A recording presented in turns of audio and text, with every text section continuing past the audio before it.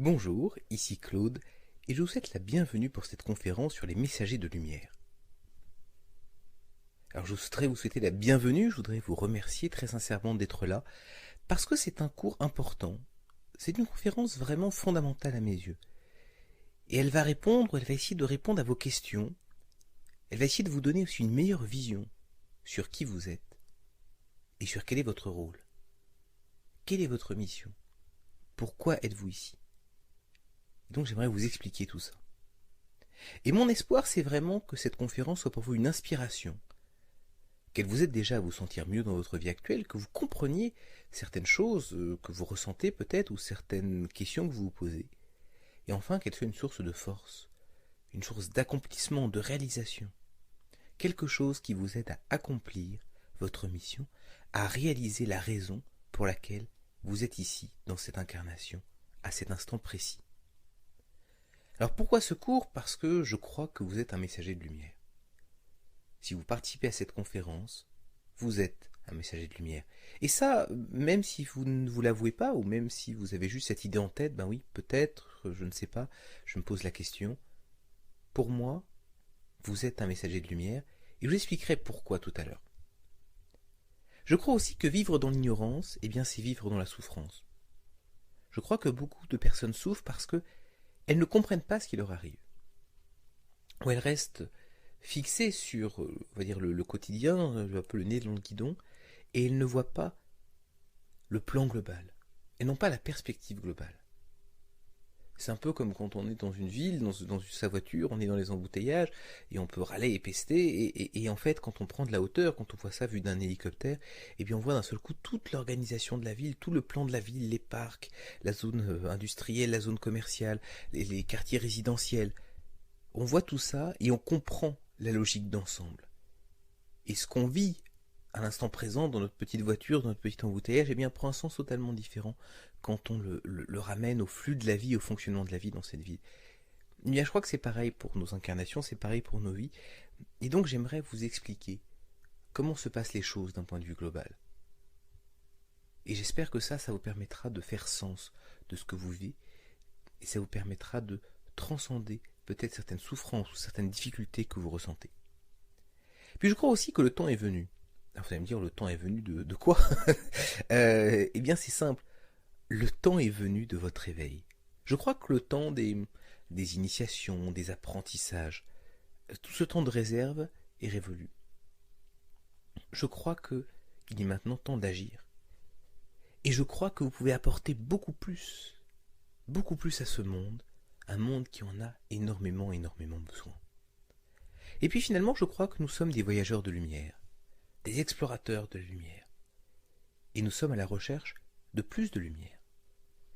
Et l'objectif de cette conférence, eh bien, c'est d'en partager avec vous et qu'on en partage ensemble. Alors l'objectif de ce cours, plusieurs, tout d'abord, c'est vous parler des messagers de lumière, vous aider à prendre conscience de qui vous êtes véritablement, vous aider à comprendre votre appel, ce pourquoi vous êtes là, et puis peut-être vous inspirer dans l'accomplissement de votre mission, dans l'accomplissement de la raison de votre présence ici, et vous verrez que ça vous apportera une extraordinaire plénitude. Donc c'est ça que j'aimerais faire pour vous et avec vous pendant cette conférence. Alors, ce qu'on va voir concrètement, c'est la nature profonde de l'univers. Je vous expliquerai rapidement les principes de l'énergie, du côté obscur de la lumière, comment fonctionne l'univers.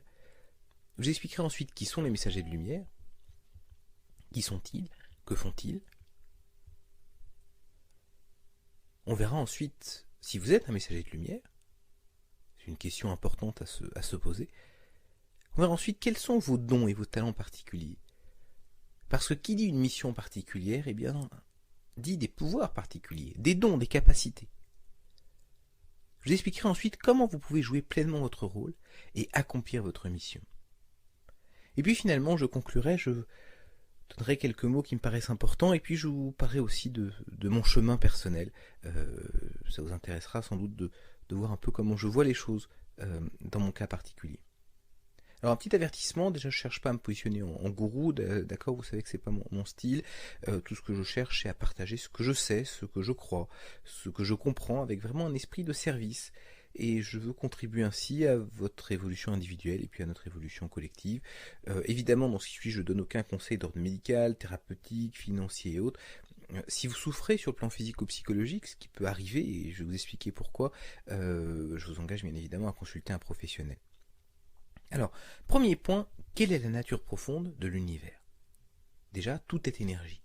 Vous êtes constitué d'énergie.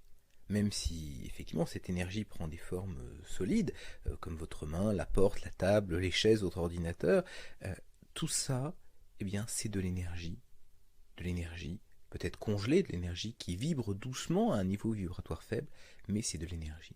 Et donc il y a un continuum entre l'énergie dense qui constitue ce qui nous entoure, et puis les énergies de vibration de plus en plus élevées, infinies, des plans supérieurs et de la source. Et l'univers entier est énergie. C'est le langage commun. L'univers, si vous voulez, c'est un peu comme une grande mer avec des vagues comme ça qui ondulent, des rayons de lumière, une musique, une symphonie. Donc chacun le dit avec ses mots, mais c'est cette énergie en mouvement. L'énergie, initialement, provient de la source. Cette énergie a une source unique, un peu comme la lumière du soleil qui radie dans l'espace, et qui a différents effets suivant là où elle tombe, si elle tombe dans la terre, sur la terre, dans l'espace et autres, eh bien cette lumière provient du soleil et d'un seul point. Eh bien c'est pareil pour l'énergie de l'univers, elle provient d'un seul point qui est la source. Et cette source en fait, elle n'est faite que d'amour inconditionnel. Alors j'insiste sur inconditionnel et je crois que amour est un mot qui est aussi difficile à comprendre parce que souvent on utilise le mot aimer pour des choses qui parlent du chocolat, de notre chien, de nos enfants, du dernier film qu'on a vu. Donc c'est un mot qui est un peu galvaudé, mais amour inconditionnel, c'est vraiment une acceptation totale, pleine et entière de ce qui est. C'est une absence totale de jugement.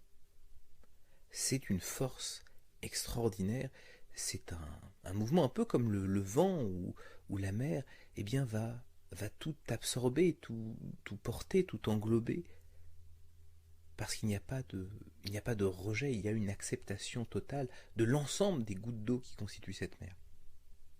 Donc ça c'est important à retenir, tout est fait d'énergie, et quelque part cette énergie à l'état pur, eh bien c'est l'amour inconditionnel.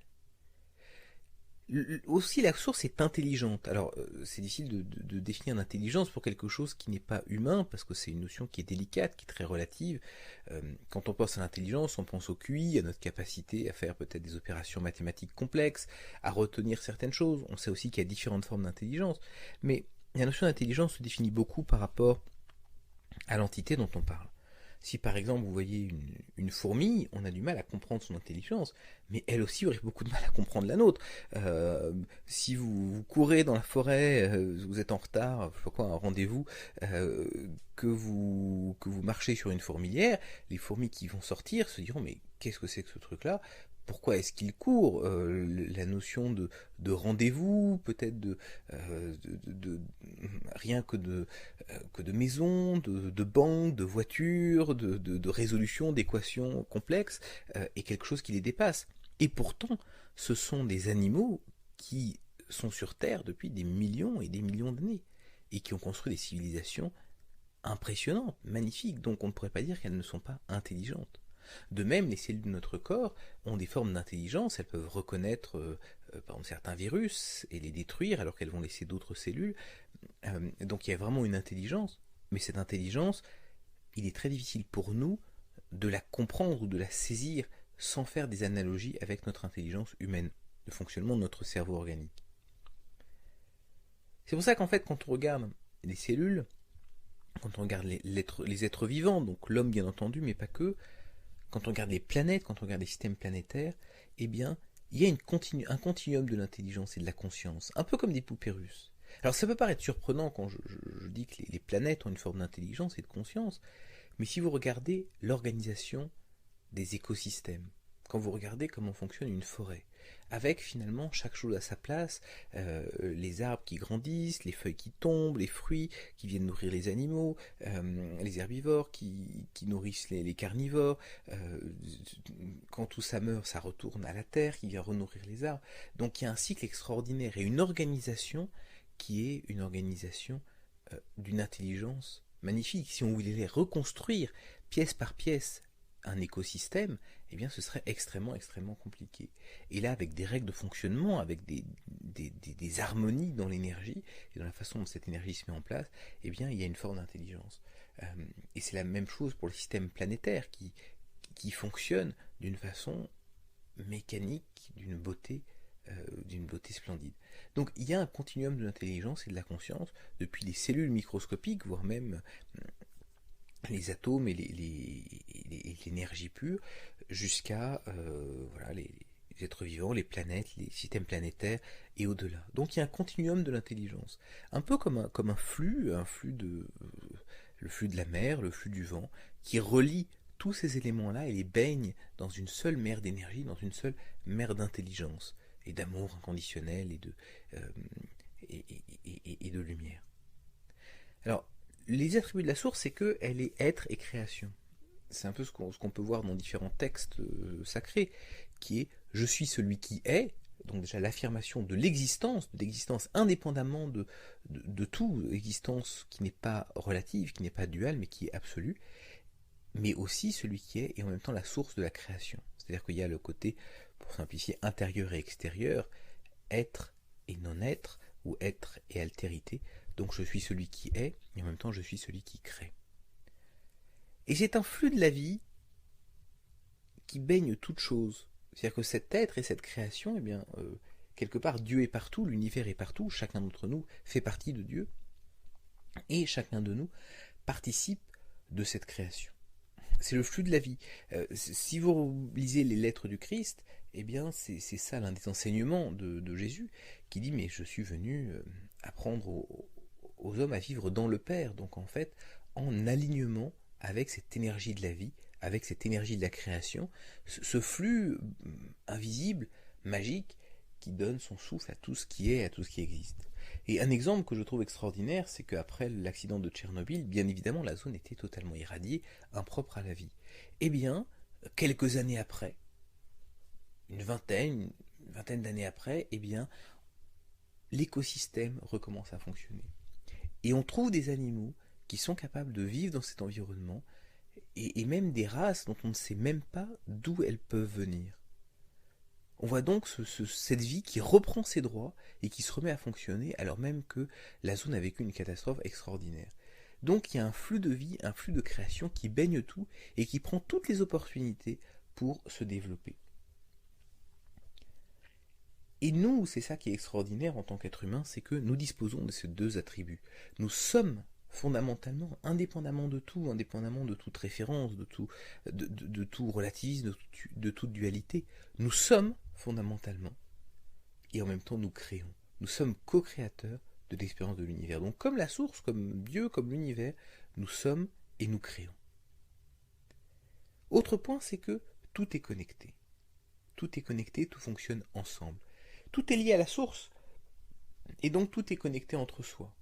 C'est exactement comme Internet, où en fait les ordinateurs sont tous connectés à quelques, on va dire, un peu comme des colonnes vertébrales ou des ordinateurs principaux qui permettent de diffuser l'information. Et chaque ordinateur, en fait, étant connecté à ce réseau central, eh bien, chaque ordinateur est connecté aux autres. Et donc ça veut dire que chaque influence modifie l'énergie globale, et donc ce qui existe autour de nous. C'est un peu comme dans certains mythes où on dit que la réalité finalement est une toile et que chacun d'entre nous met un peu son poids sur la toile et que ça déforme la toile. Eh bien c'est exactement ça qui se passe. Et donc ça veut dire que ce que nous faisons au niveau individuel, ça influence le collectif. Et ça, on a pu le montrer, cette existence de l'influence collective, en fait, en mesurant la distribution aléatoire d'ordinateurs qu'on a mis en place. Donc ici, ils font au hasard 0,1, 0,1, 0,1, 0,1. Et en fait, quand il y a des événements importants, par exemple la mort de Lady Di ou de grands tremblements de terre, de grandes catastrophes naturelles, eh bien on voit que la distribution, c'est-à-dire le nombre de fois où le 1 sort par exemple, eh bien est significativement modifié.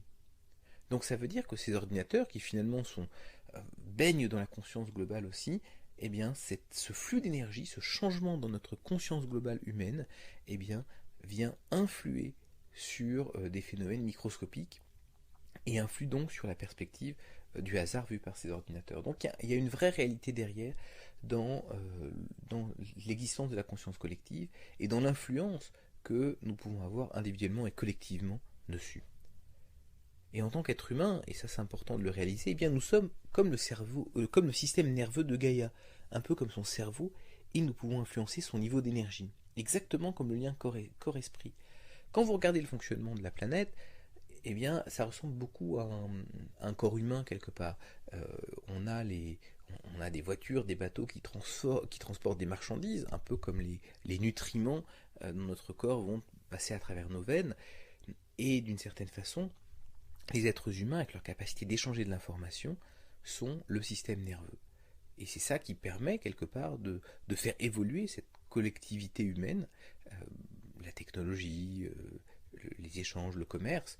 Et l'invention d'Internet, c'est un peu comme si on avait augmenté la capacité de traitement du cerveau de Gaïa, de la Terre. Un peu comme si on était passé d'un vieux PC 386 au plus récent, la machine la plus récente. Et en fait, notre état d'esprit influence beaucoup sur l'état d'esprit de la Terre et inversement. Un peu comme notre corps, on sait que quand nous sommes motivés, en forme, eh bien nos cellules fonctionnent bien, et quand nous sommes déprimés, eh bien on peut avoir des problèmes de santé. Eh bien c'est pareil pour Gaïa. Donc si chacun d'entre nous travaille la lumière, travaille ce côté positif de la vie, eh bien ça a une influence sur les autres consciences et aussi sur Gaïa en tant qu'être vivant. Donc ça c'est très important de le réaliser, c'est tout est connecté parce que finalement tout part de là en fait. Alors dans tout ça il y a un élément dont je parle mais je voudrais en parler un petit peu plus, c'est la lumière. En fait la lumière c'est simplement une forme d'énergie et elle est vue comme positive par l'être humain. On lui associe des capacités d'amour, de guérison, de joie, de créativité, d'accomplissement de soi. Donc c'est vraiment quelque chose de bienfaisant, un peu comme la lumière du soleil qui fait pousser les plantes. Et toute émission de lumière, des pensées d'amour, de paix, d'harmonie, eh bien ça crée des échos autour de nous, comme un caillou qu'on jette dans un lac. Donc quand on va émettre de la lumière, eh bien, comme nous sommes tous connectés, à la fois entre nous et connectés à la source, eh bien, nous créons un effet d'entraînement. L'exemple qu'on peut donner, c'est Gandhi, avec la non-violence, ou Martin Luther King, qui finalement, par son exemple, arrive à entraîner tout un tas d'autres gens qui eux-mêmes vont pratiquer les valeurs de la non-violence, de l'amour, du pardon, et où finalement ça arrive à des transformations extraordinaires, que ce soit à la fin de l'apartheid aux États-Unis, ou que ce soit les changements politiques extrêmement importants en Inde. Donc ça c'est quelque chose qu'on observe, dont on constate les résultats et qu'on va pratiquer à notre niveau individuel tous les jours. Parce qu'on peut focaliser cette énergie positive eh bien, pour faire le bien autour de nous.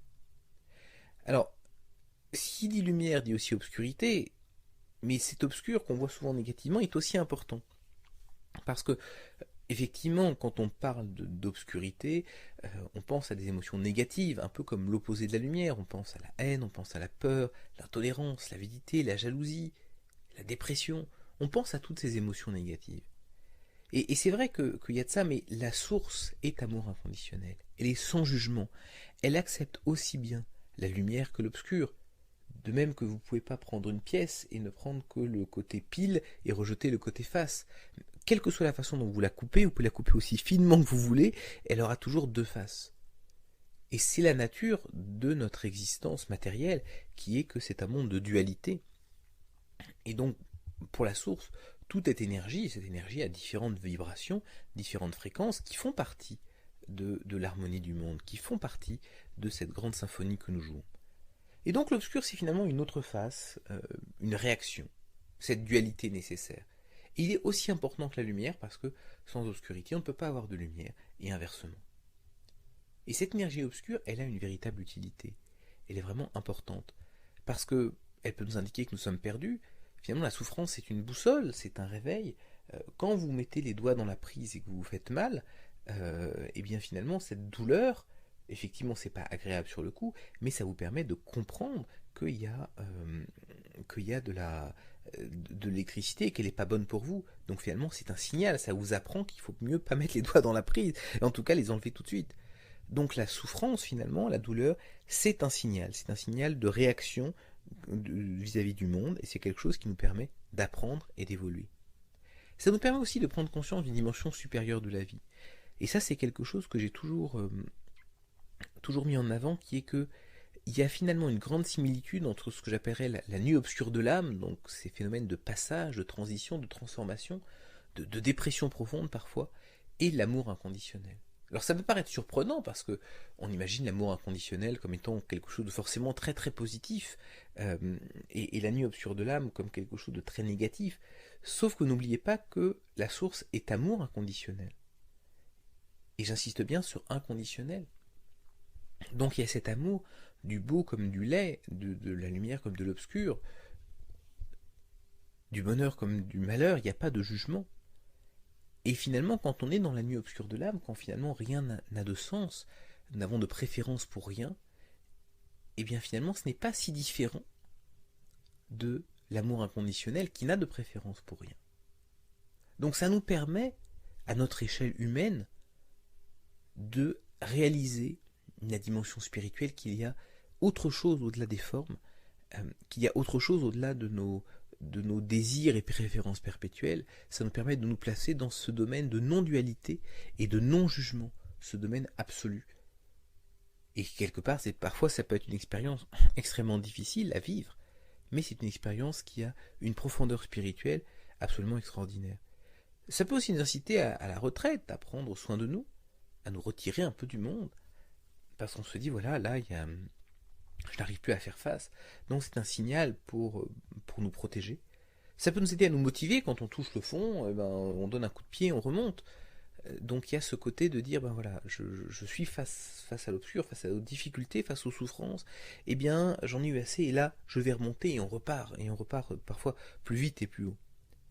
Ça peut nous aider à mieux comprendre, pour mieux servir. Parce que finalement, on peut parler tant qu'on veut d'aider les autres, on peut parler tant qu'on veut d'apporter du positif, mais si on ne connaît pas véritablement les souffrances, les difficultés, eh bien c'est difficile d'être pertinent, c'est difficile d'apporter une aide véritable. Il y a une expression que j'aime bien qui est aller dans les océans de souffrance pour aider ceux qui se noient. Parce que si vous restez à l'extérieur toujours, oui, moi de toute façon je suis dans la lumière, rien ne me touche, eh bien comment allez-vous pouvoir tendre la main à ceux qui sont là et qui se débattent? Si vous êtes tout là-haut, bien finalement vous ne pouvez pas vraiment comprendre, vous ne pouvez pas vraiment aider, donner la main à ceux qui se débattent en dessous. Donc il est important parfois d'aller dans ces océans de souffrance et de passer par ces expériences. Je crois qu'il y a aussi un élément important dans le fait d'absorber et de transmuter l'énergie négative. Un peu comme peut le faire un paratonnerre. Et ça, c'est quelque part l'exemple extrême, c'est Jésus. Jésus qui dit, voilà, je prends tous les péchés et je les transforme, je les pardonne. Et il y a une transcendance qui se passe à travers la passion et à travers la crucifixion de Jésus, la rémission des péchés du monde. Et je crois qu'il y a ce côté important aussi de dire, finalement, la présence de l'énergie négative, ça permet de pratiquer cette rédemption, cette transmutation. C'est un exercice dans le bouddhisme qui s'appelle Tonglen, qui consiste en fait à absorber du négatif et à sortir du positif. Donc ce qui est contre-intuitif a priori, puisque généralement on a plutôt tendance à vouloir inspirer du négatif et à pousser inspirer du positif et à pousser du négatif en dehors de nous. Mais là c'est vraiment cette notion d'amour inconditionnel et d'acceptation, et de dire, oui, j'ai aussi un rôle dans le fait de transmuter et de transcender la souffrance, et de transformer l'obscurité en lumière. Et puis je crois que l'énergie obscure, c'est aussi une des raisons de l'intérêt de nos incarnations, toutes nos souffrances, nos difficultés et autres, eh bien ça sert à accélérer la progression de notre âme. Donc l'énergie obscure a une véritable utilité. L'essentiel, au final, entre obscur et lumière, finalement, où est la différence, comment est-ce qu'on peut la faire, eh bien c'est dans l'intention. La clé, c'est vraiment nos intentions. C'est l'intention qui crée un impact dans l'énergie, dans la conscience. beaucoup plus finalement que les implications, que la matière elle-même. C'est vraiment cette intention qui donne cette tonalité à la lumière ou à l'obscur. C'est un peu comme si vous aviez un projecteur d'une lumière neutre finalement, et dedans vous allez mettre un filtre. Vous allez mettre un filtre rouge, vert, bleu, et suivant votre filtre, eh bien la lumière sera différente. Et finalement, c'est cette intention qui colore l'énergie en elle-même. Et le mal dans tout ça, je crois que c'est pas forcément de l'énergie obscure. Je crois que c'est l'énergie obscure qui est utilisée dans une intention particulière, avec une véritable intention de nuire, de détruire, de faire le mal, d'emprisonner.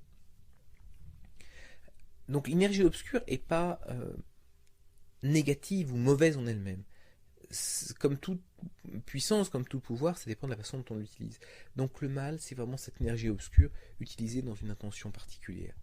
Et c'est pour ça que la seule façon de créer un véritable changement positif dans votre vie, eh bien, c'est de vous assurer d'avoir les intentions qui soient les plus pures. C'est de travailler sur vos intentions avant toute action. Et c'est pour ça qu'il est vraiment important de prendre conscience de qui vous êtes et du rôle que vous pouvez jouer aujourd'hui dans le monde. Parce que le véritable travail, eh bien, il se fait à l'intérieur. Alors aujourd'hui, il y a un problème par contre avec l'énergie obscure qui est que, pas dans l'énergie en elle-même, mais dans son excès actuel sur la Terre. Il y a trop d'énergie obscure autour de la Terre. Parce que, aujourd'hui on vit plein de difficultés, de crises, mais en fait la Terre est un aimant pour les vibrations basses, parce que finalement c'est une planète qui est très matérielle, je pense surtout dans nos cultures en ce moment, et ça depuis peut-être 100-200 ans, il y a quand même beaucoup de développement du matérialisme, alors l'amélioration de certains, on va dire, de conditions de vie, l'amélioration de beaucoup de choses, mais en même temps un développement des valeurs matérielles au détriment des valeurs spirituelles. Et donc ça a tendance à attirer un certain nombre d'âmes et d'entités qui ont des vibrations plutôt basses, qui finalement n'arrivent pas à s'arracher aux satisfactions matérielles et qui font tout pour essayer de reprendre un peu leur dose de satisfaction de ce genre. Et en fait, leur influence augmente avec l'accroissement de la population. Donc plus finalement la population de la Terre s'accroît, et plus on a cet effet d'aimant, ce cercle vicieux de vibrations basses et d'entités basses qui se réincarnent, et tout ça attirant encore plus d'entités basses, etc., etc. Donc ça peut faire un cercle vicieux, un cercle potentiellement extrêmement destructeur. Parce que tout ça, ça crée une énergie de peur, et bien cette énergie, elle s'oppose à l'amour, elle s'oppose à la guidance de la source, elle s'oppose à l'alignement avec le flux de la vie, et ça crée en fait de nombreuses intentions sur notre planète. Et ces intentions, eh bien, ne sont pas alignées, on va dire, avec le développement naturel, harmonieux, vers la lumière de notre planète. Alors ça ne veut pas dire que c'est bien ou mal, parce que finalement pour la source tout est amour inconditionnel. Par contre, si on souhaite au niveau individuel ou collectif aller vers plus de lumière, plus d'harmonie, plus de fraternité, plus de liberté, comme nous le disons, comme on le dit dans nos livres, nos déclarations politiques et autres, si c'est vraiment ça qu'on veut, eh bien aujourd'hui il y a un obstacle extraordinaire qui est cette attraction de plus en plus importante, de plus en plus grave, d'entités et d'énergie basse qui nous empêchent et qui nous bloquent dans notre développement.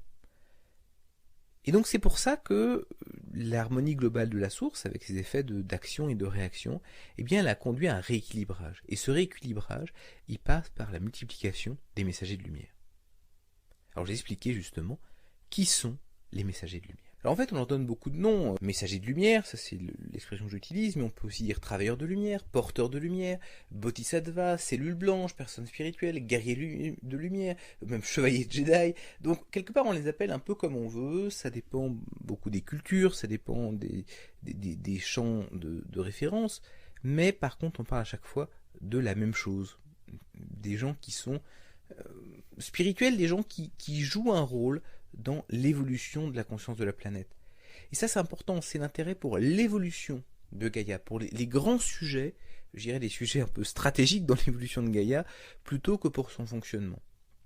Et en fait, quand vous regardez, la plupart des gens dans la vie fonctionnent par rapport à je sais pas, leur priorité immédiate de survie, c'est-à-dire peut-être leur travail, leur famille, leurs amis, leurs finances, mais en fait, peu s'intéressent véritablement au grand sujet d'évolution de la conscience et finalement, quand on prend un peu de distance, eh bien, comment est-ce que Gaïa va évoluer, comment est-ce que Gaïa est en train d'évoluer, quel monde est-ce que nous préparons, quel monde est-ce que nous sommes en train de construire pour nos enfants, les enfants qui viendront, comment s'exprime notre spiritualité dans tout ça, etc., etc., etc. Donc c'est vraiment cette préoccupation, cette intention pour l'évolution de Gaïa et cette intention de contribuer positivement à cette cause. Donc ce sont des hommes et des femmes qui ont pour rôle d'apporter la conscience, l'éveil, de guider, d'enseigner, de soigner. Alors évidemment, on peut penser à Jésus, on peut penser à Bouddha, on peut penser à Mère Teresa, on peut penser à l'abbé Pierre, on peut penser à un peu toutes ces figures d'épinal de gens qu'on considère comme étant positifs, des gens qui ont apporté des changements importants, des gens qu'on pourrait voir peut-être comme des saints ou des héros ou des icônes. Sauf qu'en fait, ça c'est une vision qui est extrêmement, extrêmement restrictive. C'est une vision qui parle beaucoup plus de l'ego que, on va dire, du cœur. C'est une vision qui parle beaucoup plus d'un espèce de mental critique plutôt que d'une acceptation du cœur, de la conscience. Tout simplement parce que si on se dit que pour être messager de lumière, il faut être Jésus, personne ne peut l'être. donc ça, cette vision des choses-là, elle est extrêmement négative, elle est extrêmement destructrice. Parce que ça veut dire que finalement, personne ne peut être messager de lumière, Jésus il a fait son boulot, c'était très bien, c'était super, sauf que finalement c'est plus notre problème. Sauf que je regrette, c'est notre problème. Et chacun d'entre nous est quelque part sur ce chemin. Tout le monde n'est peut-être pas Mère Teresa. Par contre, tout le monde a des gens autour de lui, quand ce serait même la caissière du supermarché, tout le monde a des souffrances, tout le monde est conscient des souffrances des autres et du monde, et nous pouvons avoir une contribution là où nous sommes. Et encore une fois, Mère Teresa disait, on ne peut pas faire de grandes choses dans la vie. Finalement, quand on regarde, on fait peut-être plaisir avec notre ego, mais même la personne la plus riche, la plus puissante sur Terre, a finalement un pouvoir qui n'est que temporel, que restreint dans le temps, d'une façon, on va dire, ridicule par rapport à la durée de vie de la Terre, et surtout un degré de pouvoir et de capacité qui est infime par rapport ne serait-ce qu'aux forces naturelles de la Terre. Donc on se fait plaisir d'une certaine façon, on se raconte des histoires, sauf qu'en réalité, eh bien, chacun d'entre nous ne peut faire que ce qu'il peut là où il est. Il n'y a pas vraiment de grandes choses que nous pouvons faire. Par contre, nous pouvons faire des choses avec beaucoup d'amour. Et je crois que c'est ça qui compte.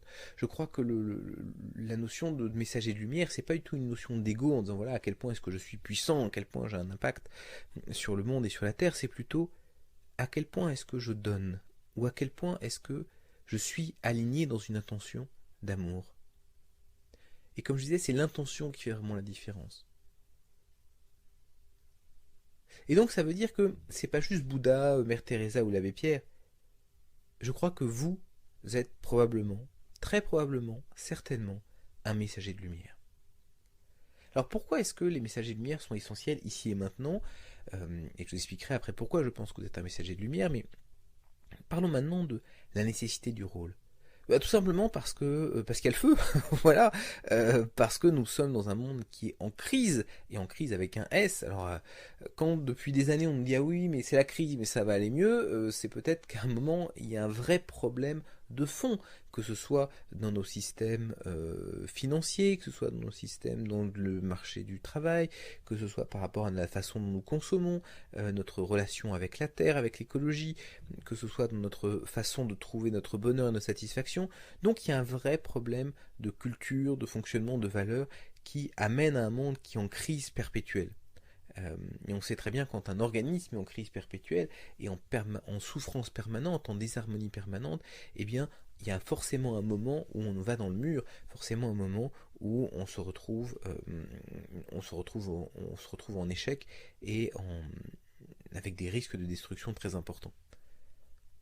C'est aussi la fin d'un cycle. Alors ça, je ne veux pas rentrer dans toutes les problématiques de fin de calendrier Maya ou autre, mais on sent bien qu'on arrive à l'essoufflement, au bout d'un modèle. Alors peut-être qu'on peut encore tirer quelques années, que ce soit sur les plans énergétiques, que ce soit sur les plans des crises de la dette, des individus, des États, des entreprises, mais on arrive à la fin on arrive à la fin d'une logique, à la fin d'une culture. Alors je dirais peut-être la fin d'une civilisation, ça fait peut-être un peu grandiloquent, mais il ne s'agit pas forcément de désastre comme un météorite qui va nous tomber sur la tête, mais plutôt de l'arrivée au bout d'un système, et en plus du rejet de ce système par les gens qui sont les acteurs directs du système. Je ne parle pas peut-être des 1% de gens qui tiennent un peu les ficelles et qui manipulent tout ça, qui ont tout intérêt à ce que ça dure et à nous convaincre qu'il faut que ça perdure, mais je pense plutôt aux 99% des gens qui se disent mais finalement ça me rend pas heureux, je suis perdant dans ce système, je souffre, je vois que ma situation empire, je m'inquiète pour l'avenir de mes enfants, pour mon avenir à moi, et donc ça ne peut pas continuer comme ça. Donc quand les participants même du système commencent à être fatigués ou incrédules ou voire désespérés par rapport à ce système, eh bien on arrive vraiment à la fin d'un cycle. Et puis je crois que nous avons aussi une invitation à passer à autre chose. Quand on regarde toutes les canalisations, tous les messages que nous recevons de part et d'autre, eh bien ce sont des messages d'amour, d'encouragement et aussi de signal de transition, de transformation, de passage, qu'on parle de passage dans la 5e dimension, qu'on parle d'évolution consciente, qu'on parle de réinvention de notre culture et de nos façons de fonctionner, eh bien, on est invité à passer à autre chose. Donc c'est un moment qui est vraiment important aujourd'hui dans l'histoire de la conscience de la planète. Et leur rôle, c'est tout simplement de passer de ce monde en feu, ce monde qui se cherche, ce monde qui s'ouvre, à un monde qui est ce qu'il est censé être, le monde qui quelque part nous a été donné, qui est un monde qui fonctionne en harmonie. Alors évidemment, c'est pas un monde sans souffrance et sans difficulté. J'ai parlé du rôle de l'obscur. Quand vous regardez dans la nature, oui, il y a des animaux qui meurent, des animaux qui se battent, des gens qui sont mangés, enfin des animaux qui sont mangés et d'autres qui mangent. Mais par contre, ça fait partie d'un cycle naturel de la vie, d'un cycle d'évolution et quelque part d'une profonde beauté et d'une profonde harmonie. Et donc c'est rétablir cet équilibre, rétablir cet ordre, et quelque part aider la planète à passer à un niveau de conscience supérieur. Pour moi, les crises que nous vivons en ce moment, c'est un signe important, qui est cette phase de transition où on se cherche un peu, on ne sait plus quelles sont nos valeurs, on ne sait plus ce qui compte vraiment, oui peut-être accumuler de l'argent sans arrêt, ou des biens matériels, mais on voit que ça ne nous satisfait pas, et donc on est dans une phase de transition. Et dans toute phase de transition, eh bien, il y a des crises, des interrogations, des crises d'identité, des crises de conscience. Et c'est sur la base de ces crises que des ordres nouveaux peuvent apparaître. Si je prends l'exemple de la Révolution française, eh bien, finalement, c'est cet état chaotique de la Révolution, de tous ces changements institutionnels, de législation, de relations entre les différentes constituants de la nation, eh bien, qui a amené à un nouvel ordre, à un nouvel état dans lequel eh bien, d'autres choses ont pu germer et naître. Mais ça n'aurait pas pu se produire par continuité. Donc finalement, ces crises, pour moi, ce sont les signes annonciateurs d'un changement, ce sont les signes qui vont les mettre en place. Et de toute façon, le fait qu'une crise est nécessaire pour avoir une transformation, ça c'est quelque chose qui est relativement courant en physique, c'est-à-dire que quand on prend un système qui est dans un certain état d'équilibre, eh bien avant qu'il puisse passer à un état d'équilibre supérieur, il doit de toute façon passer par la perturbation, par la souffrance, par les difficultés. Donc c'est là-dedans qu'on est. Et bien entendu, on passe d'un état d'équilibre à un autre par cette phase de transition. On pourrait passer dans un état d'équilibre plus bas, un équilibre basé sur l'égoïsme, la violence, le profit à tout prix. Ça pourrait se faire. Mais ça peut aussi aller vers plus d'harmonie, plus de fraternité, plus de solidarité. Et c'est ça le rôle des messagers de lumière, c'est de contribuer à ce que ce chemin d'évolution se fasse vers le positif, vers la lumière, vers ce que nous disons, que nous recherchons, et pas vers, on va dire, le côté très très négatif, très de plus en plus matériel conduit par l'ego, auquel on risquerait d'aller sinon avec tous ces éléments négatifs de peur, d'avidité et autres, qui sont qui sont en ce moment sur Terre. Et avec ce côté de cercle vicieux, c'est-à-dire que si plus on a de négatif et plus le négatif se développe, et plus on a de lumière, plus la lumière se développe. Donc il y a un vrai point d'inflexion, un vrai chemin, une vraie croisée des chemins, et les messagers de lumière ont ce rôle très important de faire pencher la balance du bon côté, en tout cas du côté qui nous paraît le plus désirable pour nous individuellement, collectivement et pour les générations futures. Et donc le rôle des messagers de lumière, c'est de diffuser cette lumière. C'est de rétablir l'équilibre énergétique sur la Terre, de ne pas laisser le côté obscur prendre complètement le dessus et amener la Terre dans ses vibrations très très basses.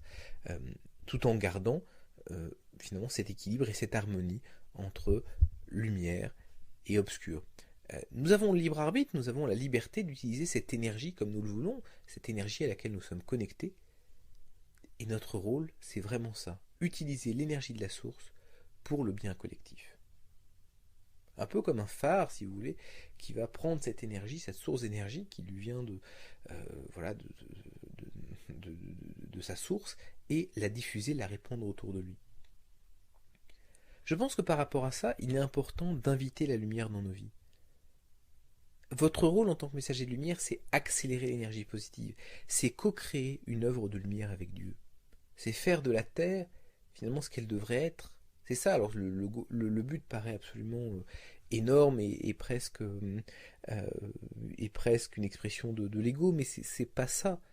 Ça se fait pas à pas, ça se fait là où on est.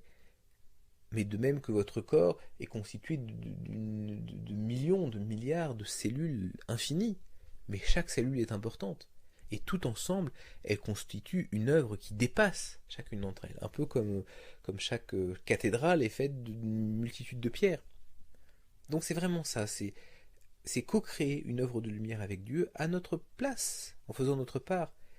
Et la réalité, c'est que vos pensées vous changent, elles changent l'univers autour de vous. L'amour, la prière, la méditation, tout ça, ça change l'équilibre global de l'énergie. Et là, c'est un choix qui vous appartient parce que vous avez le libre arbitre, c'est le choix conscient d'inviter la lumière dans votre vie. Et ça passe par ce que vous lisez, par vos relations, par votre environnement, par la façon dont vous prenez soin de vous, par la façon dont vous construisez votre vie. De même que vous avez le choix de choisir ce que vous mangez, et suivant ce que vous mangez, eh bien vous allez avoir une santé physique différente, eh bien vous avez le choix de vous nourrir ou pas de lumière. Vous avez le choix entre lire un livre inspirant pour élever votre conscience, ou alors regarder les infos avec des histoires de meurtres, de catastrophes et autres, ou regarder un film abrutissant. Vous avez le choix, et personne ne peut vous juger pour ça. C'est simplement que si vous voulez trouver la plénitude, si vous voulez trouver l'accomplissement, eh bien ça passe par le fait d'inviter la lumière dans votre vie, et ça se fait par le choix conscient et par l'attention que vous prenez à vos actions, à vos comportements pour inviter cette lumière en vous. Et donc ça veut dire prendre soin de vous et de vos émotions, ça veut dire prendre soin de ce qui passe en vous, de comment est-ce que vous travaillez l'amour, la gratitude, le pardon, la gentillesse, l'acceptation, la générosité, la tolérance, la compréhension. Parce que finalement ce sont ces valeurs-là, ça commence en vous. Je connaissais quelqu'un qui m'avait dit, qui quelque part pour la moindre petite embrouille, avait toujours le mot à la bouche de procès, de vengeance, de revanche. En faisant ça, eh bien elle se faisait du mal, elle se faisait souffrir elle-même parce qu'elle ne pouvait pas lâcher de ses petites contrariétés, elle ne pouvait pas cultiver en elle l'amour, la gratitude, le pardon. Ça ne veut pas dire qu'il faut se laisser marcher sur les pieds et dire oui à tout le monde. Ça veut dire que il est important de fonctionner de cet endroit-là. Parce que c'est à partir de nous que tout commence, que tout se passe. Et l'important, c'est que vous démultipliez cet effet dès que vous commencez à toucher les autres, c'est-à-dire dès que vous commencez à enseigner, à soigner, à accompagner, à guider. Ça ne veut pas dire que vous êtes parfait, que vous ne faites jamais d'erreur, ça ne veut pas dire que vous êtes au-dessus des autres, mais ça veut dire que vous avez cette responsabilité, vous avez le choix, la possibilité de dire oui, j'invite la lumière. Oui, je veux vivre en alignement avec ma mission, mon aspiration de messager de lumière. Il est aussi important de transcender l'obscur, parce que, certes, inviter la lumière c'est bien, mais le problème c'est que nous sommes entourés par des énergies obscures, par des difficultés, par des souffrances, par des phases dépressives, par des moments où on a l'impression que tout s'effondre, où rien ne va. Et donc il est important de transcender cette énergie obscure. Et pour cela, vous devez être présent, vous devez être conscient, et surtout avoir cette intention de service. Alors pour ça, vous devez bien entendu identifier l'énergie obscure, tout ce qui peut passer par de la fatigue, de l'inquiétude, du stress, des mal de tête, de dos, des dépressions, l'envie de s'isoler, la victimisation, oh là là, il m'arrive toujours plus des problèmes, etc., etc. Donc déjà, reconnaître que l'énergie obscure est là. Et pas vous dire qu'il y a un problème avec vous, mais dire, ok, il y a une forme d'énergie, euh, elle est négative, et il faut que je traite avec. Ensuite, il est important de la reconnaître, de l'absorber, de la digérer, de la faire circuler, de la transcender d'une certaine façon. De dire, voilà, ok, il y a de l'énergie obscure, puis à ce moment-là, je vais l'observer telle qu'elle est, et je vais peut-être envoyer de l'amour dessus. À quel point, si on se sent déprimé, à quel point est-ce qu'on peut aimer notre dépression? Ou la comprendre?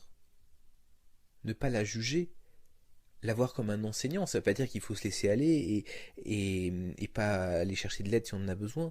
Mais comment est-ce qu'on peut voir ça sur le plan d'une expérience spirituelle? Comment est-ce qu'on peut transformer cet élément obscur en un élément qui va venir nourrir notre spiritualité et notre lumière? Et puis finalement, injecter de la lumière, c'est regarder l'endroit où on a ces souffrances, où on a ces difficultés, et consciemment travailler la lumière autour de ça. Il y a une phrase qui dit que il suffit d'une petite chandelle pour dissiper des milliers d'années d'obscurité. Bien c'est ça, si on arrive à être conscient de cette énergie obscure, si on arrive à l'intégrer, à l'absorber, à la transcender et à injecter de la lumière là où les choses sont difficiles, eh bien ça nous permet de passer et de fonctionner à des états de conscience différents. Et là-dessus, je vous incite à faire attention parce que l'énergie obscure, c'est un aimant qui attire encore plus d'énergie obscure, et donc on peut tomber dans des addictions, dans des problèmes d'alcool, de drogue, de nourriture, on peut avoir de mauvaises relations, on peut s'attirer beaucoup d'ennuis sur le plan matériel, et c'est d'autant plus vrai si vous êtes sensible. Donc il est important d'être vraiment conscient de cette obscurité dès le début, et de prendre les choses à la racine avant qu'elles ne se développent et qu'elles ne deviennent trop négatives. Et moi je crois que c'est ça notre chance, notre espoir. Si on veut que le monde effectivement puisse évoluer et ne s'embrasse pas, mais aille plutôt vers la lumière, vers l'harmonie, je crois qu'il est important que vous compreniez votre nature véritable. Et là encore, sans ego. Ah là là, je suis messager de lumière, tout de suite on a l'impression d'avoir les anges qui chantent et autres. Mais pour moi, c'est pas plus noble ou pas noble que banquier, balayeur, boucher, écrivain, comptable ou autre. C'est quelque chose qu'on est, quelque chose qu'on fait, mais il est important de se regarder en face et de comprendre sa nature véritable. Je crois qu'il y a nécessité aussi pour chacun de faire son travail pour diffuser de la lumière et transcender l'obscur, aider aussi les autres messagers de lumière à reconnaître qui ils sont. Il y a cette notion, je crois, de communauté, de fraternité, et puis les aider à se souvenir de leur mission. Et enfin, travailler ensemble. Alors travailler ensemble, ça ne veut pas forcément dire se tenir par la main et jamais se quitter. C'est des Saint-Exupéry qui disaient que finalement, s'aimer, c'est pas se regarder dans les yeux, mais c'est regarder ensemble dans la même direction. Ben, je crois que c'est ça. Et je fais confiance à l'énergie collective. Parce que souvent, quand on regarde tous les mouvements un peu, que ce soit religieux, d'élévation de conscience ou autre, je crois que souvent il y a cette volonté de prendre le contrôle, de dire, ben voilà, finalement, seule ma vérité est bonne, et comme on dit en anglais, my way or the highway. C'est-à-dire, soit on fait à ma façon, soit à ce moment-là vous partez. Mais ça, je crois que c'est finalement ne pas avoir vraiment compris l'intelligence de la source. Quand vous avez un arbre au milieu de la forêt, il n'est pas là à dire, bah écoutez, c'est moi qui vais organiser la forêt parce que seule la vérité de l'arbre est bonne. Non, l'arbre peut aimer la forêt et en même temps considérer qu'il fait son travail pour la forêt, mais que l'écureuil va faire son travail pour la forêt, de même que les autres animaux, de même que les papillons, les oiseaux, les abeilles. Il ne va pas essayer de les contrôler. Par contre, il y a cet alignement de la nature avec le plan global de développement de la Terre et de l'univers qui dit, bah oui, je fais mon travail d'arbre là où je suis, Et j'ai confiance dans cette intelligence collective qui fait que tous ensemble, nous allons créer un écosystème en équilibre. On n'a pas besoin d'avoir une notion de régulation centrale. C'est un peu comme si vous voulez, des fourmis. Alors effectivement, il y a la reine, certes, mais en même temps, les fourmis ont cette intelligence collective, cette capacité extraordinaire à s'auto-organiser. Quand des fourmis vont aller, par exemple, prendre des morceaux de sucre, elles vont pas aller voir la reine, chacune en disant voilà, qu'est-ce que je fais? Non, d'un seul coup, tac tac, elles parlent les unes avec les autres, elles communiquent par des différents moyens, des phéromones, des touchés d'antenne, etc. Et, et d'un seul coup, à partir du chaos, vous avez une chaîne de fourmis qui fonctionne de façon quasi militaire pour aller chercher le sucre là où il est. Il n'y a pas de grand chef qui les fouette en disant ben voilà, maintenant c'est comme ça que tu dois fonctionner. Non, elles sont auto-organisées. Et si ça se trouve, chaque fourmi n'est consciente que du petit travail qu'elle fait, où elle va prendre tel grain de sucre et elle va le passer à sa voisine, ou elle va l'amener à tel endroit. Mais tout ensemble, elles font une organisation collective qui fonctionne extrêmement bien et qui obéit à un schéma qui n'est pas chacune d'entre elles. Et c'est ça que j'appelle travailler ensemble. C'est que chacun d'entre nous a sa place, même sans forcément être conscient de ce que font les autres. À partir du moment où nous sommes alignés, à partir du moment où nous sommes connectés à la source, eh bien, nous sommes à notre juste place. De même que l'abeille ne parle pas avec l'arbre, mais en même temps, elle joue un rôle qui est indispensable au collectif. Donc, et c'est ça ce point, et je crois que c'est une évolution de conscience importante que nous devons faire et que les différents systèmes religieux ou spirituels doivent faire, c'est de reconnaître qu'à partir du moment où nous sommes alignés avec la source, avec la conscience, quelque part, de l'univers, eh bien, il n'y a pas besoin d'imposer, il n'y a pas besoin de contrôle. Parce que tous les éléments peuvent fonctionner ensemble, comme les parties d'une horloge, ou comme chaque fourmi individuellement, chaque abeille, travaillent ensemble dans la même intelligence, au sens de l'intelligence collective de la source. Donc c'est ça ce point qui me semble important. Et ça pour moi c'est notre chance, notre espoir, c'est que finalement chacun fasse sa part. Sa part de prise de conscience, sa part de contribution, sa part de travail ensemble pour contribuer à l'évolution de la Terre. Ou en attendant peser sur ce petit point de levier que nous avons en ce moment pour pouvoir amener la Terre dans les espaces de conscience auxquels nous aspirons, de plus de paix, d'harmonie, de beauté. Et ça pour moi c'est vraiment notre chance et notre espoir. Alors maintenant je vais aborder une question qui est importante, qui est fondamentale, que vous posez certainement, qui est: est-ce que vous êtes un messager de lumière? Alors il y a des convictions habituelles dont j'ai parlé qui proviennent de l'ego, qui dit que voilà, un messager de lumière c'est forcément un saint, une personne célèbre, quelqu'un qui n'a aucun défaut, quelqu'un qui ne vit que dans le positif, etc. etc. Sauf qu'en fait cette image n'est juste pas réelle, c'est une image d'Épinal, c'est parfois une image qui est diffusée par un certain nombre d'enseignants spirituels qui ont tendance à vouloir gommer la partie humaine d'eux-mêmes. Et en faisant ça, alors ça part peut-être d'une bonne intention, parce que leur idée c'est de montrer une aspiration, c'est de montrer une direction dans laquelle aller pour les gens qui les suivent. Sauf que pour moi, il y a quelque part un mensonge derrière. Il y a une illusion. Et je crois qu'il est important de ne pas travestir la réalité. Je vais vous donner un exemple qui sort d'une interview que j'ai écoutée de John Gray. Donc vous connaissez peut-être John Gray comme l'auteur des hommes viennent de Mars et les femmes viennent de Vénus. Sauf qu'en fait, avant d'être l'expert en relations qu'il est, eh bien, il a été l'assistant du Maharishi, donc l'inventeur de la méditation transcendantale et l'un des grands diffuseurs de la méditation et de la philosophie orientale en Occident. Et qui racontait qu'en fait, quand il était sur scène, le Maharishi était vraiment l'image du maître, d'un calme olympien, d'une sagesse profonde, donc vraiment quelqu'un de remarquable, Mais par contre, dès qu'il descendait de scène, dès qu'il avait fini ses conférences, eh bien, il était finalement un être pas si bien que ça, d'une certaine façon. Il était visiblement extrêmement agressif, stressé, souvent énervé, souvent très exigeant et parfois même injuste avec son équipe.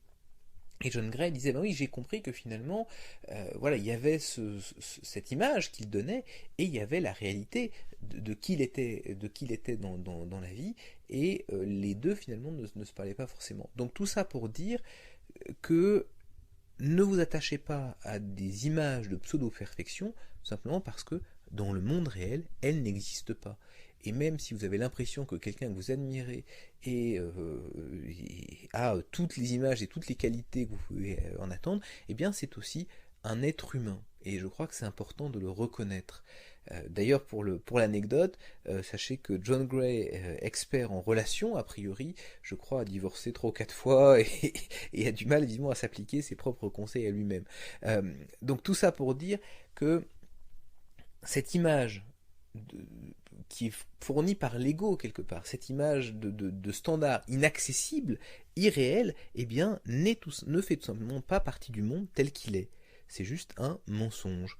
Parce qu'en réalité, chacun joue son rôle, un peu comme les animaux ou les différents constituants d'une forêt, mais chacun d'entre nous est humain. Chacun d'entre nous est humain et imparfait, peut avoir cette aspiration de faire mieux, mais par contre, on n'apprend que par des erreurs, on apprend que par quelque part nos défauts. C'est comme ça qu'on apprend. C'est parce qu'on tombe, qu'on se relève et qu'on est plus fort et qu'on avance. Si d'un seul coup il fallait éliminer toutes les personnes qui ont des défauts, je crois qu'il y aurait plus grand monde sur cette terre. Euh, c'est Saint-Exupéry qui dit qu'il ne faut pas éliminer quelque part les mauvais artistes, je crois qu'il peut dire les mauvais potiers ou autres, parce que c'est sur ce terreau-là que naissent les grands potiers. Ça ne veut pas dire il y en a qui sont nuls et d'autres qui sont très bons. Ça veut dire que c'est en permettant aux gens de faire des erreurs, de commencer leur chemin, qu'ils peuvent s'améliorer, qu'ils peuvent devenir meilleurs et qu'ils peuvent avoir la maîtrise de ce qu'ils font. C'est un peu comme si on disait d'un enfant, ben voilà, t'arrives pas à marcher, t'es qu'à 4 pattes, donc en gros, c'est fini pour toi et tu seras jamais un adulte respectable parce que tu vas continuer à marcher à 4 pattes. Ça n'a juste aucun sens. Ça nie la capacité extraordinaire d'évolution de l'être humain, sa capacité est aussi le but de notre expérience terrestre. Donc, si vous sentez imparfait, si vous sentez parfois nul, pas au niveau, si vous vous sentez un pécheur, pour reprendre certaines expressions, ou si vous vous sentez indigne de je ne sais quoi, rassurez-vous, vous n'êtes pas tout seul, vous êtes humain, et je dirais même plus, vous êtes aimé comme ça. La source vous aime tel que vous êtes. Dieu vous aime tel que vous êtes. D'un amour inconditionnel. Donc vous n'avez pas à vous en faire là-dessus. Parce que c'est dans nos imperfections que se révèle notre nature véritable, qui nous sommes vraiment. Et c'est dans nos imperfections, ou ce que nous voyons comme des imperfections, que se révèle la nature extraordinaire de la source, parce que finalement, si tout était parfait, quelque part tout serait statique, il n'y aurait rien à dire, il n'y aurait rien à faire, il n'y aurait pas à vivre, il n'y aurait pas à évoluer. Mais c'est uniquement parce qu'il y a des décalages, il y a des écarts, parce qu'il y a des choses qu'on apprend, des mouvements de vie, des choses qui changent. Eh bien, c'est uniquement pour ça que finalement l'univers a un intérêt, si je peux dire. Et c'est pour ça que la source est amour inconditionnel. Et c'est pour ça qu'elle vous aime tel que vous êtes, quoi que vous ayez fait, indépendamment de vos intentions ou autres, parce que vous faites partie d'elle. Parce que vous faites intégralement partie d'elle et vous faites partie de cette expérience. Et quelque part, sans vous, sans la personne que vous êtes, là maintenant, pas l'image idéalisée qu'on peut avoir ou la personne que vous pensez que vous devriez être ou que vous aimeriez être, mais qui vous êtes là maintenant, ici tout de suite, sans vous, eh bien, l'univers serait différent. L'aventure sur Terre serait différente. Et c'est ça qui a un prix extraordinaire aux yeux de la source et c'est ça qui fait que vous êtes aimé de façon inconditionnelle pour qui vous êtes. Et donc si vous êtes aimé par la source, on va dire par cette absolu, par cette source d'énergie et d'amour, finalement, rien ne vous empêche d'être un messager de lumière. Mais là-dessus, je comprends que il faut des preuves, il faut des tests. Alors je vais vous donner un test. Le test absolu qui va vous permettre de savoir si vous êtes oui ou non un messager de lumière, aussi sûrement que 2 et 2 font 4. Alors qu'est-ce que c'est que ce test? Eh bien c'est simple. Si vous vous demandez si vous êtes un messager de lumière, et si la réponse est importante pour vous, c'est-à-dire probablement si vous écoutez cette conférence, d'accord? Si c'est votre cas, alors, eh bien, vous êtes un messager de lumière. Et ça, je vous le garantis. Vous êtes un messager de lumière. Et je le démontre. Pourquoi? Tout simplement parce que les autres s'en moquent.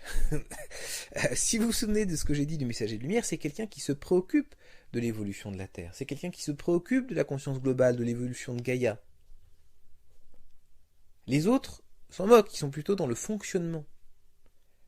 Or, se poser la question de savoir si on est un messager de lumière, avec les implications, avec les joies, avec le sens que ça donne à nos vies, ça veut dire que nous nous préoccupons pour l'évolution de Gaïa et pour le rôle que nous avons à y jouer. Donc, par définition, nous sommes un messager de lumière. Si vous posez ces questions, si vous posez la question, si vous demandez est-ce que je suis un messager de lumière, là, c'est vraiment important, j'ai besoin de savoir, alors vous êtes un messager de lumière. Et là-dessus, je vous rassure, Paulo Coelho disait « Tout guerrier de la lumière a douté d'être un guerrier de la lumière. » Donc, vous vous posez la question, vous doutez, vous vous interrogez, pas de problème. C'est la preuve que vous faites partie des messagers de lumière. Encore une fois, parce que pour les autres, ceux qui ne sont pas messagers de lumière, ce n'est pas du tout un problème. On peut leur aurait dire oui, vous en êtes un non, quelque part. Pardon, quelque part ils s'en fichent, ça ne va pas avoir d'incidence sur leur vie, sur la façon dont ils se voient, sur la façon dont ils pensent. Or, pour vous, c'est un sujet qui est important pour la seule raison que vous écoutez, par exemple, cette conférence. Donc, si vous écoutez cette conférence, vous êtes un messager de lumière. Alors maintenant, la question, c'est pourquoi est-ce que vous ne vous souvenez pas? Pourquoi est-ce que vous n'avez pas voilà, vous dites, vous n'arrivez pas sur Terre en vous disant, bah oui, voilà, je suis un messager de lumière, voilà mon plan d'action, voilà ce que je dois faire. Est-ce que ce serait pas plus simple comme ça? Alors je vous rassure, il y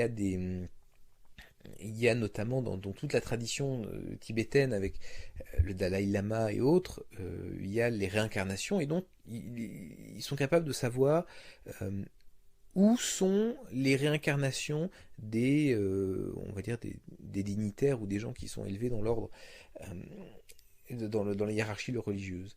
Et donc, il y a des gens qui reçoivent des lettres en disant voilà, vous êtes la réincarnation de un tel Rinpoché, merci de vous présenter à tel moment pour qu'on puisse vous expliquer, etc. Et bien finalement, c'est pas forcément plus simple d'avoir cette lettre qui vous dit ce que vous devez faire, parce que en faisant ça, d'une certaine façon, vous êtes privé de votre libre arbitre. Alors c'est peut-être pas tellement gênant, mais en même temps, il y a une vraie richesse dans le fait de pouvoir suivre son propre chemin et de faire ses propres choix.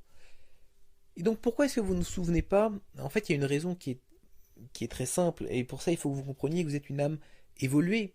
Vous avez vécu probablement plusieurs incarnations, peut-être que vous étiez sorti de votre cycle d'incarnation sur Terre, mais que vous êtes quand même revenu pour contribuer justement à cette évolution de la conscience. Et donc vous avez de grandes connaissances. Vous avez une fréquence vibratoire élevée, vous avez au niveau de votre moi supérieur, de votre moi spirituel, vous avez beaucoup de puissance, beaucoup de pouvoir, beaucoup d'énergie. Le problème, c'est que quand vous mettez trop de lumière, eh bien dans ce monde matériel, ça crée une réaction de l'obscur.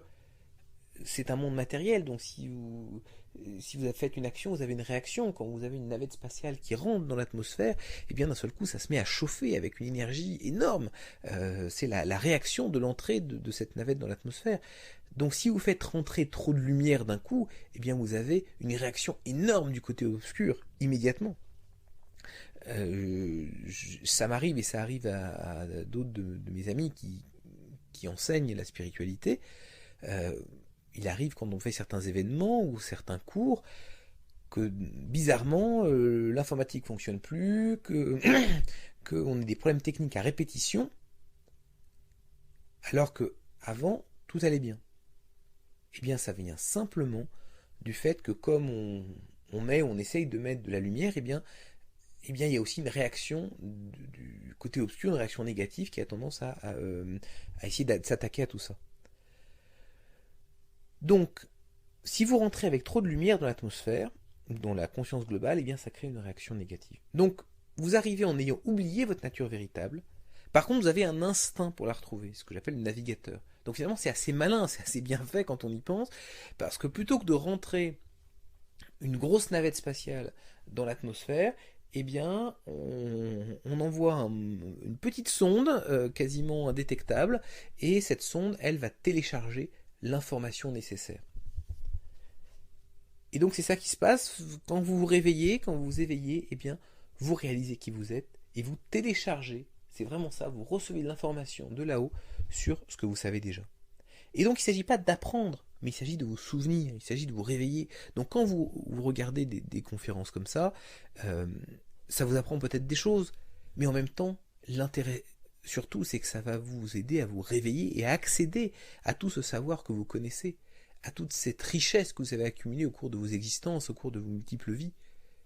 Et donc il ne s'agit pas pour vous tant d'apprendre que de vous réveiller, que de vous souvenir. C'est un peu comme si, avec ce genre de conférence, c'est un peu comme si je vous lançais un verre d'eau à la tête en disant allez, debout, réveille-toi. Je ne vais pas vous apprendre tout ce que vous savez déjà, je vous donne des pistes, des moyens de les retrouver, je vous aide à dire voilà, ouvre les yeux, regarde, ta lumière elle est là-bas, et fais le chemin. Donc c'est ça qui est important. Vous ne vous souvenez pas parce que trop d'énergie lumineuse, eh bien ça fait une opposition du côté obscur. Mais quand vous avez fait ce pas, quand vous avez fait cet éveil, eh bien là vous pouvez télécharger les choses et vous pouvez vous souvenir. Alors bien évidemment c'est un rôle qui est difficile, je ne vous le cache pas, parce que y a des peines, des souffrances, c'est un peu comme si on montait une très haute montagne avec un sac à dos pas mal chargé sur le dos. Donc je ne sais pas si ces situations vous semblent familières, mais ce sentiment de « ah là là, je veux rentrer à la maison ». C'est un peu cette idée de « ah là, qu'est-ce que je fous ici ? Qu'est-ce que je me fais chier ?» Ou alors « ah là là, mais qu'est-ce que je souffre ? Pourquoi il y a tant de misère ? Pourquoi il y a tant de souffrance ? Pourquoi est-ce que je me retrouve l'impression d'étouffer dans cette vie matérielle alors que finalement j'aspire aux étoiles, aux activités artistiques, à la transcendance ? Quand est-ce que je peux rentrer chez moi ? Je veux juste rentrer chez moi. À quoi bon vivre ? À quoi ça sert finalement on a des succès, des échecs. Oui, certes, voilà, la nature humaine, on la retrouve un peu partout. À quoi bon ? À quoi bon ? Je me sens perdu, je me sens isolé, je me sens seul, je me sens incompris, je me sens différent. Quand je parle de choses, les gens me regardent bizarrement. Quand les gens parlent entre eux, j'ai du mal à m'intéresser à leurs propos parce que ça me paraît tellement en dehors des choses qui comptent vraiment. Je me sens en décalage. Je me sens en décalage avec le monde tel qu'il est et je me demande vraiment quoi ça sert. Parfois j'ai l'impression que le monde serait plus simple. Si j'étais pas là, j'ai l'impression d'être un poids ou un objet un peu encombrant, un peu le vase offert par belle-maman, qu'on sait pas trop. Il est là, donc faut bien le garder, mais enfin bon, on peut pas le mettre parce qu'il jure avec le reste de la maison. Voilà, il y a un peu ce sentiment-là. Un manque de sens, du vide. Finalement, à quoi ça sert ? C'est bien beau, je vais avoir tel travail ou telle réussite, tel accomplissement, mais et alors ? Et alors, est-ce que c'est vraiment ça que je recherche ? Donne l'impression de tourner comme un hamster dans sa cage. Alors oui, on peut faire des tours plus rapides de roue, mais ce qu'on voudrait, c'est sortir de la cage. Est-ce que ça a vraiment du sens de faire des tours de roue plus rapides ou mieux, ou sur une jambe ou autre, alors que quelque part, la réalité n'est pas là ? Et ça mène à des vies qui sont difficiles, qui sont lourdes, qui peuvent être chargées de souffrance, d'obscurité. On peut se sentir perdu. Ça peut amener à se faire du mal. Parce que peut-être que parfois le mal physique, par exemple, ça peut amener à oublier pour un temps la souffrance. Ça peut amener à des addictions pour oublier. Soit l'alcool, la nourriture, peut-être le sexe à outrance, parfois jusqu'au suicide. Il y a beaucoup de souffrance derrière tout ça, parce que quand on a ce genre de comportement, on s'en veut. Et surtout, on se dit, ah là là, j'ai des aspirations spirituelles, mais comment est-ce que je peux faire ça? Comment est-ce que je peux me faire du mal comme ça? Et donc, on s'en veut encore et on rentre dans des cercles vicieux. Il va savoir quoi faire de sa vie, ben oui, je suis un peu comme un... Voilà, je me laisse porter par le courant, mais qu'est-ce que je veux vraiment? Qu'est-ce que je veux vraiment? Et je sens cet appel, mais qu'est-ce que ça veut me dire? Et surtout, comment je peux... Qu'est-ce que j'en fais maintenant? Des préoccupations pour la marche du monde, des inquiétudes, donc voilà, mais qu'est-ce qui va m'arriver demain? Qu'est-ce qui va arriver au monde demain? Et la planète, et l'écologie, et nos enfants, et est-ce que tout ça va exploser, partir n'importe comment? Est-ce qu'on va se retrouver avec la troisième guerre mondiale, ou alors une crise très difficile, sans fin, avec un chômage qui n'arrête pas d'augmenter, et des difficultés financières pour tout le monde? Ou est-ce qu'on va aller vers quelque chose de mieux, quelque chose de plus lumineux? On a l'impression peut-être d'avoir un pied ici et un pied là-haut, une espèce de grand écart, on a l'impression de ne pas être totalement incarné, ou quand on doit vraiment s'incarner, on se sent lourd, puis on a envie de repartir là-haut, mais quand on est là-haut, ça devient compliqué de faire ses impôts, d'avoir un travail stable, ou d'avoir des relations sociales ou amoureuses. Et puis il y a cette volonté d'aider, de guider, qui parfois est peut-être brûlante. On se dit, voilà, j'aimerais faire quelque chose. Je ne peux pas être juste là, cette espèce de poupée de chair qui se contente de respirer, de manger. Il doit y avoir autre chose. Mais je ne sais pas comment faire. Et puis il y a ce sentiment peut-être de grande responsabilité en disant, oui, il y a quelque chose que je suis là pour faire. Je sais qu'il y a autre chose que la vie que je mène en ce moment. Mais comment je fais? Et donc ça amène beaucoup de souffrance. C'est un rôle qui est difficile, mais par contre, qu'est-ce qu'il y a? Eh bien, c'est un rôle qui est essentiel dans la transformation du monde, le fait d'être messager de lumière. Ce sont de grandes capacités émotionnelles et psychiques. C'est un impact véritable sur les autres, pour les guérir, les aider, les guider. Au final, vous êtes le sourire de l'univers. Vous êtes un cadeau que vous faites au monde. Parfois, vous pouvez vous sentir mal à l'aise en dehors, mais soyez-en sûrs, vous êtes un cadeau que vous faites au monde. Alors quelle est la solution à toutes ces souffrances et toutes ces difficultés? Déjà, c'est de prendre conscience que vous n'êtes pas ici pour rien. Vous êtes là pour quelque chose, même si vous avez l'impression que vous n'accomplissez pas votre mission, il y a quelque chose que vous êtes là pour faire. Il y a quelque chose que vous pouvez faire. Vous avez une mission de transformation, d'accompagnement du monde. Vous êtes un passeur. Vous êtes une cellule de transformation, un imago. Quand vous voyez comment fonctionne le papillon, quand la chenille devient papillon dans son cocon, eh bien toute la chenille est réorganisée. Évidemment, ce n'est pas le même animal quelque part. Par contre, il y a des cellules qui quelque part créent ou facilitent, ou sont les fondations du papillon. Ce sont des cellules qui font le passage entre la chenille et le papillon. Et bien ces cellules, c'est ce qu'on appelle des imagos. Et bien c'est ça, c'est ce que vous êtes. Vous êtes un imago. Vous êtes une cellule de transformation, quelque chose qui aide au passage. Le fait d'être messager de lumière, ça vous permet de sentir l'endroit où va le monde. Ça vous permet de sentir les grands courants de la force, un peu comme Yoda, vous savez, je sens une perturbation dans la force, et bien c'est exactement ça. Et donc de prendre à votre niveau les bonnes décisions, les bonnes actions pour aller vers plus de lumière. Et en faisant ça, vous faites un peu comme un pivot, vous permettez à la conscience de passer d'un côté à l'autre. Et ça, c'est vraiment important. Donc, si vous voulez transcender votre souffrance, donner un sens, l'alléger, la faire disparaître, finalement, la seule chose, c'est de faire le travail que vous êtes destiné à faire, celui de phare de lumière, c'est de commencer votre chemin. C'est un peu comme quand vous avez une espèce de passion en vous, vous avez une passion amoureuse ou l'excitation d'un projet, quelque part ça devient cette espèce de sensation brûlante, il faut le faire, il faut que ça sorte. Et bien là c'est la même chose, alors évidemment vous êtes englouti sous tous les conditionnements de la culture, un peu comme un fromage sous une cloche, d'accord. Il faut soulever la cloche, il faut sortir, comme le hamster dans sa roue à qui on dit de tourner, tourner, tourner, alors qu'en fait la liberté est ailleurs. Donc il faudrait sortir. on me dit que c'est pas possible, que c'est difficile, ou on me dit que c'est complètement idiot ou ridicule, et qu'on ferait mieux d'aller travailler et de regarder Secret Story. Mais il y a quelque chose de plus profond, et vous le savez. Il y a un travail que vous êtes destiné à faire. Et vous avez cet instinct, vous avez ce navigateur qui vous tire, qui vous appelle, qui vous parle, qui vous dit mais allez, au boulot, il faut y aller, qu'est-ce qu'on fait là? Qu'est-ce qu'on fait? On a du boulot à faire, et est-ce qu'on l'a commencé? Est-ce qu'on a commencé à avancer sur le chemin? Et c'est de là que vient cette souffrance. C'est de là que vient cette souffrance. C'est de là que vient cette peine, c'est de là que viennent ces interrogations, ces doutes. Donc commencez votre chemin, faites le travail que vous êtes destiné à faire. Et surtout, soyez sûr, vous n'êtes pas seul. Vous avez de multiples compagnons de route, vous avez des gens qui sont sur ce même chemin, avec les mêmes doutes, avec les mêmes interrogations, avec les mêmes joies aussi, avec les mêmes espoirs, les mêmes aspirations. Et bien entendu, vous êtes aussi accompagné sur les plans spirituels, parce que vous n'êtes pas seul pour faire votre mission. Vous êtes accompagné. Mais personne ne peut prendre la décision à votre place.